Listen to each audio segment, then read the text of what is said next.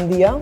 Avui som a l'antiga capella de l'Hospital Santa Maria fent una entrevista molt especial, una entrevista al doctor Joan Vinyes i Sales, i em permetreu que llegeixi primer de tot una mica de presentació de la persona que entrevistem i que pugui llegir el currículum, perquè en aquest cas tenim una autoritat molt destacada en l'àmbit mèdic i per tant crec que caldria poder-ho dir. El doctor Joan Vinyes i Sales és nascut a Mataró l'any 1950, és metge i cirurgià català, catedràtic de la Universitat de Lleida, amb una destacada trajectòria en l'àmbit de la medicina, la docència i la bioètica. Aquests tres àmbits també en parlarem durant l'entrevista.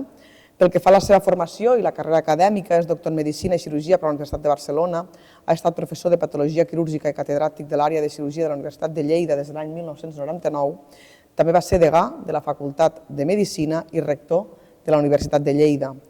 I quan a la seva trajectòria professional i mèdica va ser cap de cirurgia general a l'Hospital Universitari Arnau de Vilanova des de l'any 77, on també va presidir diversos comitès ètics. Va liderar l'Institut Català de la Salut i va ser president de la Reial Acadèmia de Medicina de Catalunya. És membre numerari de l'Institut d'Estudis Catalans des de l'any 2010. I si parlem del seu compromís social, que crec que també és important de destacar-lo, destaquem que ha estat vinculat amb diferents entitats i ONGs com Creu Roja Lleida i l'Associació Anticida, que la va presidir durant més de 14 anys. Va ser cooperant a Moçambic i al Txad, combinant tasques de cirurgia i formació mèdica. I finalment, i pel que fa a les publicacions i reconeixements, és l'autor del llibre Com viure amb la malaltia l'any 2018, on reflexiona sobre la seva experiència com a pacient de càncer i ha rebut guardons com la Creu de Sant Jordi l'any 2018, la medalla Josep Trueta el 2019, la medalla d'honor de la xarxa Vives el 2020 i la medalla de la ciutat de Lleida l'any 2022. Crec que amb aquest currículum hem de començar a explicar també una mica la part de l'evolució, perquè amb aquesta experiència pot tenir una mirada de l'evolució del sistema sanitari a Lleida des de la seva etapa de metge, quan va començar, fins a l'actualitat. Per tant, doctor Vinyes, m'agradaria començar amb aquesta primera pregunta. Com valora aquesta evolució del sistema sanitari a Lleida i al territori de Lleida? A veure, jo crec que, bueno, tothom ho veu, no? El canvi ha sigut radical. O sigui, la medicina, quan vam arribar a Lleida, hi havia molt poca cosa. Molt poca cosa. Hi havia més de 20 anys de diferència, de diferència amb Barcelona. I això és el que s'ha anat lluitant molt i s'ha aconseguit revertir aquesta situació que era molt dolenta. Quan vam arribar nosaltres aquí és que no hi havia quasi de res. Lo just per funcionar. Lo justet. I en aquests moments, quins serien, creu, els reptes prioritaris per millorar aquesta atenció, tenint en compte que a nivell d'infraestructures segurament hem millorat, com comentava, a nivell de recerca, a nivell... Però quins reptes li queden a Lleida per posar-se a l'avantguarda en tema sanitari? Mira, l'altre dia estava en la celebració del 20è aniversari de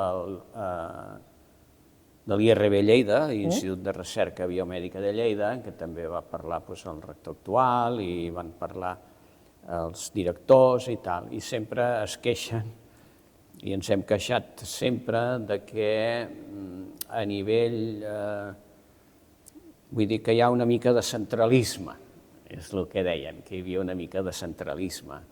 A veure, jo haig de dir que hem millorat moltíssim i que ara,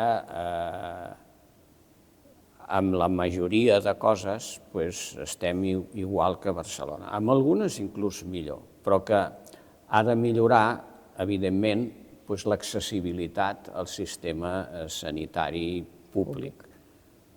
La sanitat pública és un pilar bàsic de l'estat del benestar, i a més ha de ser equitativa per a tothom. És fonamental. Jo ja estaria mort, per exemple, si no fos gràcies a la sanitat pública, perquè aquí es pot pagar la medicina que avui dia hi ha. O sigui que hem de defensar tots moltíssim aquesta sanitat pública. Però, clar, ha de poder-s'hi accedir fàcilment. I jo crec que hi ha unes llistes d'espera excessives amb certes proves i amb certes visites a especialista i intervencions quirúrgiques. Això és una cosa que ha de millorar sí o sí. Ara canviaríem i des de la seva experiència com a professor de bioètica també ens agradaria conèixer quins creus que són els principals dilemes ètics que s'enfronta la sanitat a dia d'avui. Abans, lligant-ho amb el que acabo de dir, l'equitat, Equitat. el principi de justícia és fonamental, és un dels principis bàsics de la bioètica, com el de l'autonomia, el de no fer mal, no maleficència i el de la beneficència tractar bé. Si no hi ha una accessibilitat igual per tothom, si falla aquest criteri de justícia, doncs és un dels temes importants a tenir en compte. S'ha de distingir el que és un desig de les persones del que és una necessitat. Aleshores, el sistema públic de salut, que depèn dels impostos que paguem, perquè és el que ho financia, està molt malament econòmicament. Aleshores, que satisfagui desitjos de les persones i hi hagi llistes d'espera, per exemple, per les necessitats de les persones, això jo considero que ha de canviar. Ha de canviar. I en aquest sentit, també nosaltres, un dels temes que creiem que també se n'ha començat a parlar i des d'Esquerra n'hem començat a impulsar recentment, és la importància de la salut emocional en totes les polítiques públiques, en el sentit que la salut emocional i la salut també s'ha d'incorporar a la resta de polítiques públiques. Com creu que la resta de polítiques també acaben influenciant a la salut? Perquè és evident que ara parlàvem de justícia, però que el fet de les polítiques, per exemple, dels drets socials o de la lluita contra la pobresa o de l'educació bàsica o com tractem la gent gran, acaben també influint en el sistema sanitari. Si els altres sistemes fallen, acabem transportant segurament molts dels problemes que es podrien resoldre d'una altra manera al sistema sanitari.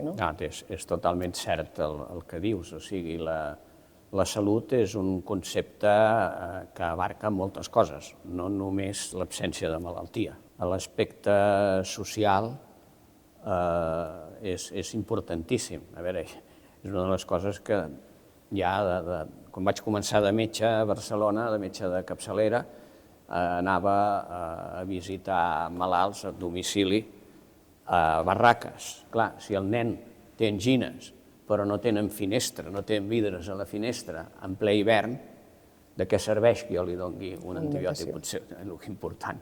Clar que serveix, però l'important és que pugui tindre finestres. Només per dir-te la importància de... Sí, en aquest cas l'urbanisme, quasi, no? En tema de salut. Més clar l'aigua, no? Sí. Hem de cuidar-nos nosaltres mateixos de la nostra salut. Si nosaltres l'espatllem, donem més feina al sistema sanitari. A sobre no som feliços, no ens va bé a nosaltres mateixos. O sigui que aquí hi ha educació sanitària, serveis socials, vull dir, justícia social, que no hi hagi pobresa, aquestes coses són essencials. Ara canviaríem d'àmbit també i passaríem a la mirada de la Universitat de Lleida, en aquest cas com a antic rector de la UDL i també una persona molt vinculada en l'àmbit de la docència, sempre hem compaginat l'àmbit de la professió amb la docència.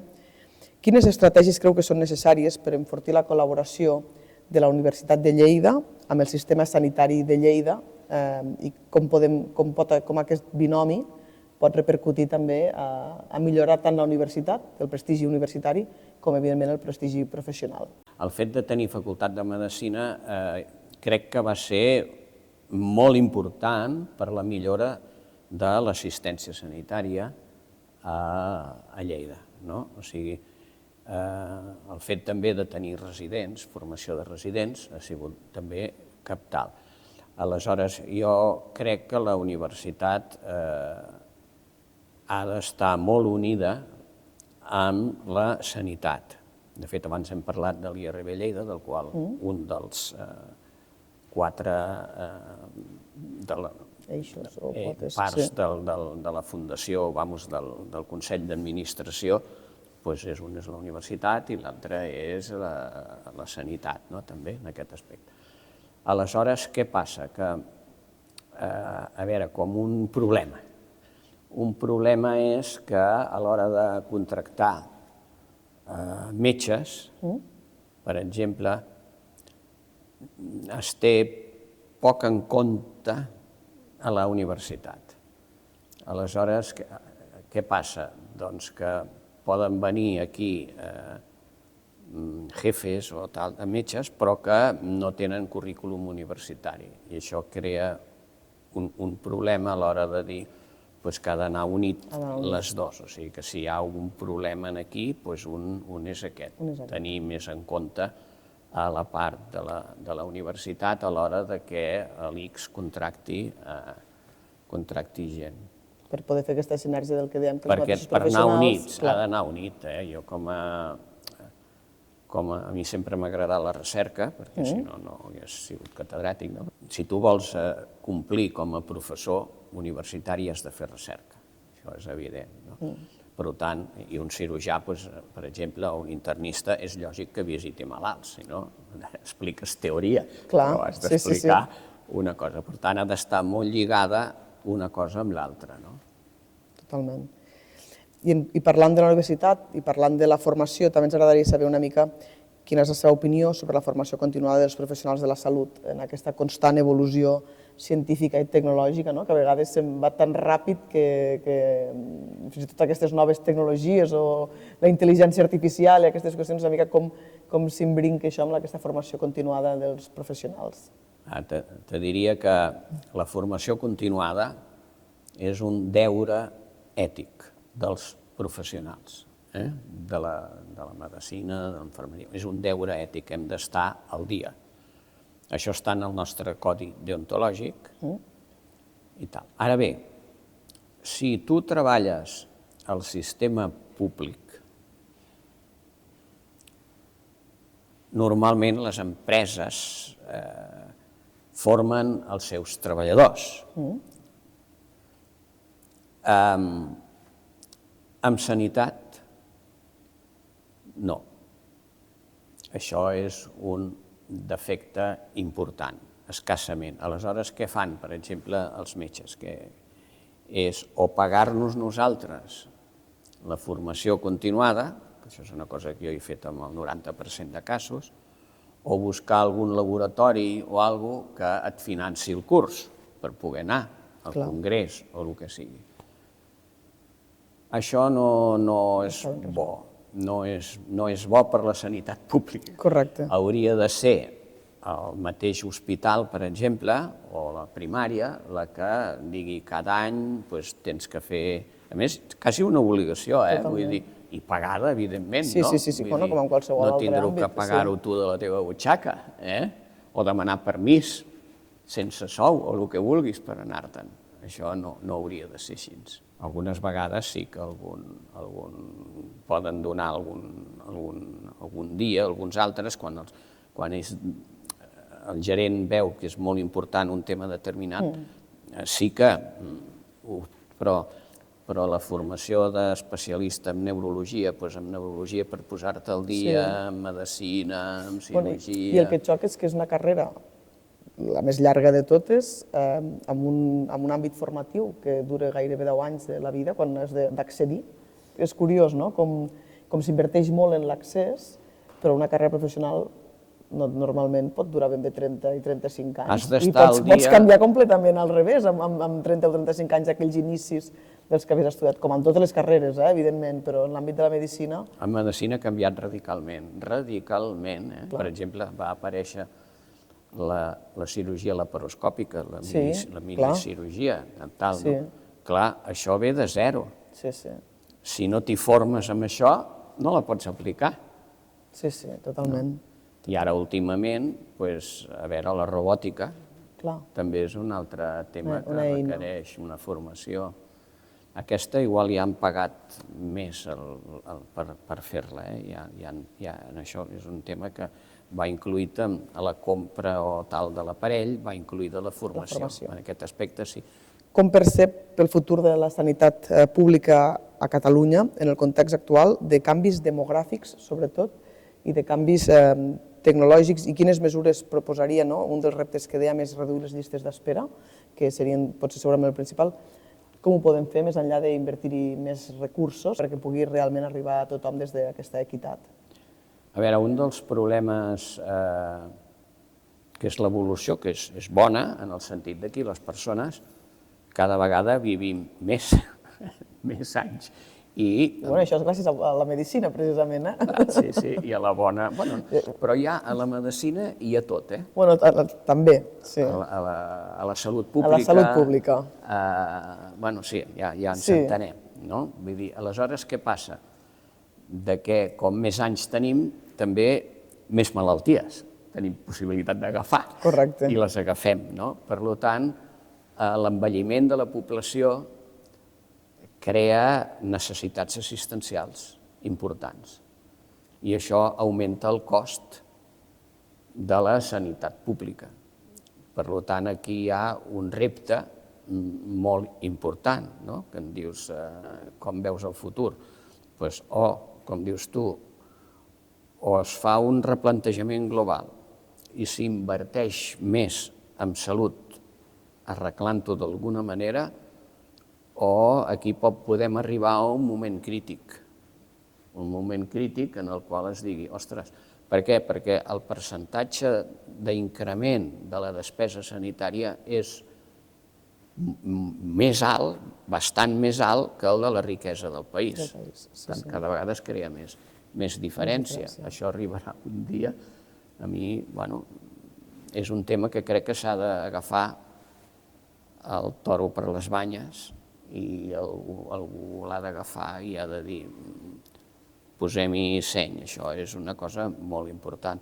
I el futur, en aquest sentit, jo crec que la investigació és molt important, seguirà havent-hi investigació, seguiran millorant les coses, ara amb la intel·ligència artificial encara més, vull dir, hi haurà... I la gent podrà viure millor, perquè el que es tracta no és de viure més anys, sinó viure més anys amb qualitat. Amb qualitat, sí. Doncs això requerirà un replantejament global del sistema. La solució, per mi, m'agradaria que la sanitat pública reixís, que no es convertís en...